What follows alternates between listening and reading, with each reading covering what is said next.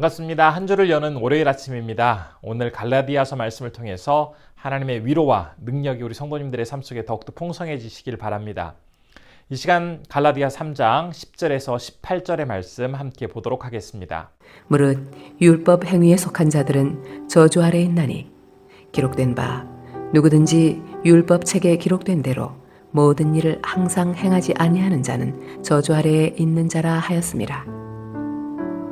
또 하나님 앞에서 아무도 율법으로 말미암아 의롭게 되지 못할 것이 분명하니 이는 의인은 믿음으로 살리라 하였습니다. 율법은 믿음에서 난 것이 아니니 율법을 행하는 자는 그 가운데서 살리라 하였느니라. 그리스도께서 우리를 위하여 저주를 받은 바 되사 율법의 저주에서 우리를 속량하셨으니 기록된 바 나무에 달린 자마다 저주 아래 있는 자라 하였습니다. 이는 그리스도 예수 안에서 아브라함의 복이 이방인에게 미치게 하고 또 우리로 하여금 믿음으로 말미암아 성령의 약속을 받게 하려 함이라.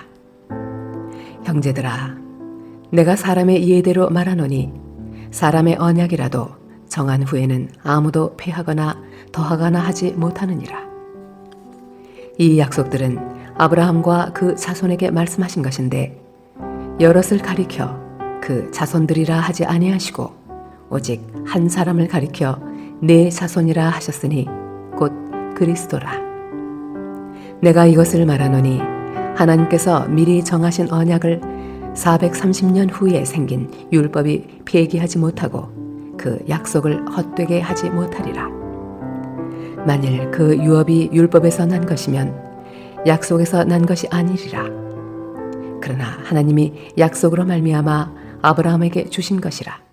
신앙을 가진 사람들 중에서 많은 사람들이 자신은 다른 사람과 비교해 볼 때 하나님으로부터 특별하게 여겨지는 부분들이 있다고 생각을 합니다. 자신의 어떤 행동이라든지 마음가짐에 대해서 하나님이 아주 좋게 특별하게 여기고 계시다라고 생각을 합니다.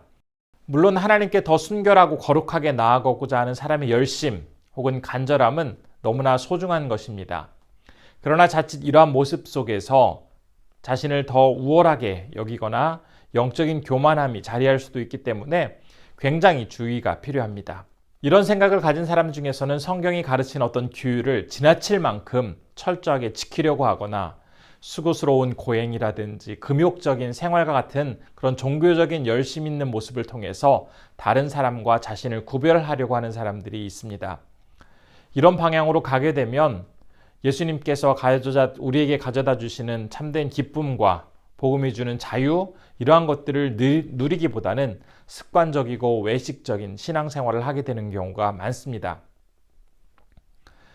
그런데 예수님께서 사역하셨던 그 당시 그리고 이후의 초대교회 시대에 많은 유대인들의 마음속에는 바로 이러한 생각이 자리 잡고 있었습니다. 그들이 가지고 있는 생각들은 자신들만이 하나님의 자녀가 될 수 있다는 그런 특권의식 속에서 구약성경에서 약속한 그런 많은 복들을 누릴 자격이 자신들에게만 있다고 생각을 하고 있었습니다. 하나님이 자신들의 그 조상에게 직접 율법을 주셨고 오랜 역사가 진행되어 오는 동안 자신들의 그 민족이 그 율법을 지켜오고 있었기 때문에 그 안에 자리 잡고 있는 그러한 특권의식, 교만함이 정말 대단하였습니다. 그런 외식적인 모습 속에서 그들은 계속 살아가고 있었습니다. 하지만 율법을 붙들고 살아가고 있다는 그들의 모습은 처음 하나님께서 그들에게 율법을 주셨을 때의 그 소중한 정신과 의미는 다 사라진 채 겨우 껍데기만 붙들고 살아가고 있는 모습들이었습니다.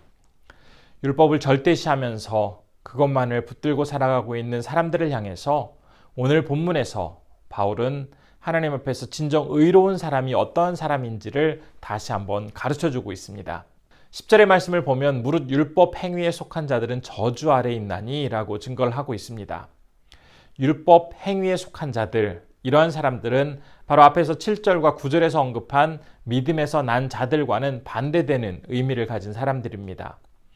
율법을 지켜야만 생명과 구원을 얻을 수 있다라고 믿는 사람들, 그런 사람들을 향해서 진심으로 생명과 구원을 얻을 수 있는 방법은 바로 율법에 있는 것이 아니라 바로 믿음을 가지고 살아가게 될 때에 그 사람이 하나님께로부터 의로운 사람이 될 수 있고, 즉 생명과 구원을 얻을 수 있다라는 것을 가르쳐주고 있습니다. 인간은 결코 율법으로 의롭다함을 얻어서 구원에 이를 수 없습니다.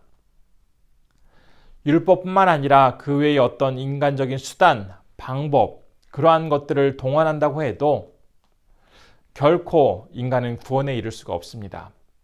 인간이 구원에 이를 수 있는 유일한 길은 오직 예수 그리스도를 믿고 하나님의 자녀가 되는 길뿐입니다. 구원은 그 사람의 행동에 따라서 결정되는 것이 아니라 오직 하나님과의 바른 관계 속에서 형성되어지는 그런 믿음에 의해서만 얻을 수가 있게 됩니다. 그러나 유대인들은 이 사실을 알지 못했기 때문에 율법을 그렇게도 중요하게 여기며 강조하였습니다. 율법에는 사람을 살릴 만한 능력이 없습니다. 그렇다면 사람을 살릴 수 있는 능력은 어디에 있을까요? 본문 13절에서 우리는 그 답을 찾아볼 수가 있습니다. 13절 말씀입니다. 그리스도께서 우리를 위하여 저주를 받은 바 되사 율법의 저주에서 우리를 속량하셨으니 기록된 바 나무에 달린 자마다 저주 아래에 있는 자라 하였습니다. 신명기 21장에서는 나무에 달린 자는 하나님으로부터 저주를 받은 자라고 증거합니다.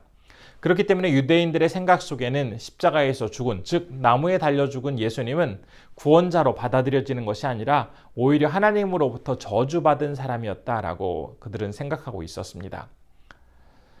이런 이유 때문에 예수만이 유일한 길이고 구원을 얻을 수 있는 유일한 통로라는 그러한 증거가 유대인들에게는 잘 전달되지 않았습니다. 그럼에도 불구하고 사도 바울이 지금 그 사실을 알면서도 지금 신명기 말씀을 인용하면서 예수님에 대해서 소개를 하고 있는 것입니다. 그런데 이 말씀을 가만히 잘 살펴보면 나무에 달려 죽게 된 자, 그 자는 곧 저주받은 자인 것은 분명한데 그 저주받은 자는 자기 죄 때문에 저주를 받은 것이 아니라 죄 때문에 저주받아야 할 사람을 대신하여 그 자리에 올라가서 저주가 되셨다라고 증거를 하고 있습니다. 그러면서 속량이라는 단어를 통해서 십자가에 달리신 예수님의 모습은 예수님의 어떤 죄 때문에 십자가에 달리신 것이 아니라 다른 사람의 죄값을 대신 지시고 십자가 위에 달린 행동이었음을 이야기하고 있는 것입니다.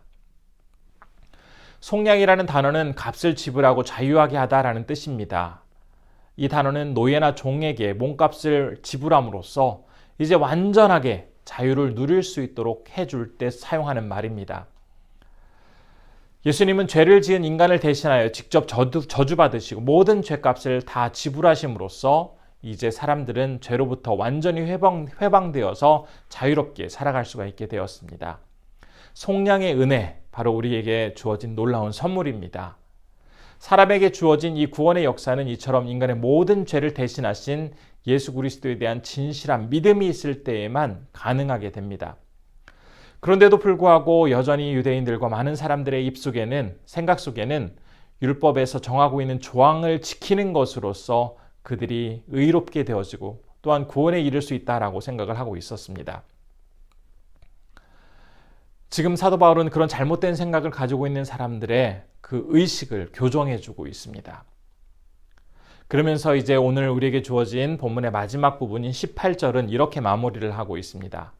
만일 그 유업이 율법에서 난 것이면 약속에서 난 것이 아니니라. 그러나 하나님이 약속으로 말미암아 아브라함에게 주신 것이라. 지금 이 말씀은 예수 그리스도의 구원의 역사는 어느 날 갑작스럽게 인간에게 찾아온 그러한 사건이 아니라는 것을 의미합니다. 즉 이미 믿음의 조상인 아브라함을 부르실 때부터 그와 함께 약속되어진 내용이었다라고 증거하고 있습니다. 예수님에 대한 믿음으로 구원을 얻게 된다는 복음의 진리는 단지 예수님 시대 그리고 신약에만 국한되어지는 내용이 아니라 구약 시대를 포함해서 성경 전체가 한결같은 모습으로 우리에게 증거하고 있는 말씀임을 다시 한번 이 부분을 통해서 깨달을 수가 있습니다. 죄 때문에 인간은 죽음 이외에 어떠한 미래를 보장받을 수 없는 참으로 절망적인 상황에 놓여 있었습니다. 그러나 이러한 인간을 구원하시기 위해 하나님은 놀라운 은혜를 베풀어 주셨습니다. 우리에게 선물로 보내주신 예수 그리스도께서 진정 나의 죄를 모두 용서해 주신 진정한 구원자 되심을 믿고 그 믿음을 가지고 살아가게 될 때 하나님의 은혜를 온전히 누리며 우리는 지낼 수가 있게 됩니다. 오늘 하루 우리가 살아가게 될 때 예수님을 통해서 우리에게 주어진 그 구원의 기쁨 만끽하면서 정말 하나님께 더욱더 가까이 갈 수 있는 그런 소중한 하루로 우리 보내시는 성도님들 되시기를 진심으로 기원해 봅니다. 기도하겠습니다. 첫 번째로 기도할 때 습관적이고 외식적인 신앙인의 모습은 모두 내려놓게 하시고 하나님에 대한 진실한 사랑으로 나의 신앙을 바르게 세우게 하옵소서라고 기도해 주시기 바랍니다. 두 번째로는 우리의 죄를 대신하여 십자가에 달리신 예수 그리스도에 대한 진실한 믿음을 가지고 살아갈 수 있도록 인도해 달라고 기도해 주시기 바랍니다. 세 번째로는 필리핀의 황태현 이춘선 선교사님께서 참으로 어려운 시기에 지치지 말고 잘 사역하실 수 있도록 함께 기도해 주시기 바랍니다. 기도하겠습니다. 은혜로우신 아버지 하나님, 오늘도 우리를 지켜주시고 함께 해주시면 감사드립니다. 말씀을 통하여 우리에게 정말 필요한 예수 그리스도에 대한 믿음을 다시 한번 발견하게 됩니다. 아버지 하나님, 참으로 많은 것들에 우리의 행동과 겉으로 보여지는 것들에 신경 쓸 것이 아니라 주님을 향한 믿음과 간절함 속에서 날마다 살아갈 수 있도록 주님 붙잡아 주옵소서.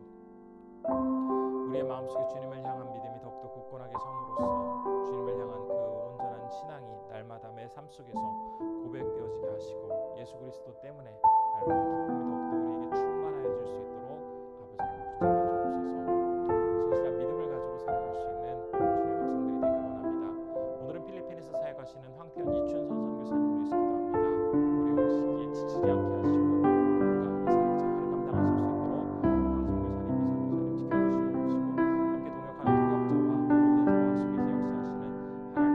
높일 수 있도록 주님 붙잡아 주옵소서. 온전히 주님께서 인도해 주시기를 소원합니다. 고마우신 아버지 하나님, 오늘도 우리에게 귀한 하루를 허락하여 주심에 감사드립니다. 오늘 말씀을 통해서 우리의 삶 속에서 진정 의지하며 믿고 살아가야 할 것은 여러 가지 행위라든지 율법이라든지 겉으로 보여지는 것이 아니라 오직 구주 되신 예수 그리스도만을 붙들고 살아가는 것임을 다시 한번 느끼게 되었습니다. 이 말씀 속에서 오직 주님만을 바라볼 수 있는 자들 되게 하시고 주님 안에서만 희망과 빛을 발견할 수 있는 우리 그리스도인이 될 수 있도록 붙잡아 주옵소서. 특별히 주님 앞에 간절히 소원하옵기를 원하는 것은 우리의 삶 속에서 매 순간 예수 그리스도를 우리 행동과 우리의 존재로 고백하며 살아갈 수 있는 자들이 되기를 소원합니다. 어느 곳에 있든지 아버지 하나님만을 바라보며 진심으로 주님만을 의지하는 주님의 백성이 되게 하여 주옵소서. 이 시간 필리핀에서 사역하시는 황태현 이춘선 선교사님을 위해서 기도합니다. 건강 주시옵시고 참으로 어려운 시기에 지치지 않게 하시고 많은 사역 속에서 하나님의 영광이 충만히 드러날 수 있도록 황태현 이춘선 선교사님을 주님 붙잡아 주옵소서. 함께 사역하시는 동역자들 위에도 주님께서 놀라운 은총을 더해 주시기를 소원합니다. 오늘 하루 이제 새로운 한 주를 시작할 터인데 우리 성도님들 어느 곳에 계시든지 건강 주시고 안전하게 지켜주시고 하나님의 보호하심 속에서 날마다 기쁘게 살아가실 수 있도록 우리 성도님들 붙잡아 주옵소서. 모든 것 주님께 의탁드리오며 예수님의 이름으로 기도드리옵나이다. 아멘.